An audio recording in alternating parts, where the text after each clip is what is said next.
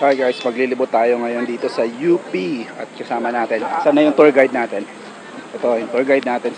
Kuya na magtutour sa atin ngayon. Ayun, sinamahan na nga kami ni Queen na mag-tour sa UP. Uy, si Harold, naiiwan muna para subukan ang UP ikot. Habang kami patuloy na naglalakad upang tahakin ang iba't ibang lugar dito sa University of the Philippines Diliman Campus. Nakigulo na rin kami sa practice ng UP Fighting Maroons. At syempre, hindi pwedeng hindi tayo dadaan kay Oble o UP Oblation na isa sa pinakamalaking simbolo ng University of the Philippines o UP. Ito ay estatwang gawa ni Guillermo Tolentino, isang pambansang alagad ng sining para sa eskultura. Sinong modelo naman kaya ang ginamit dito kay Oble? Ayon sa sabi-sabi, pinaniniwalaang si Fernando Po Sr. ang modelo na ginamit dito. Ngunit hindi daw yan totoo.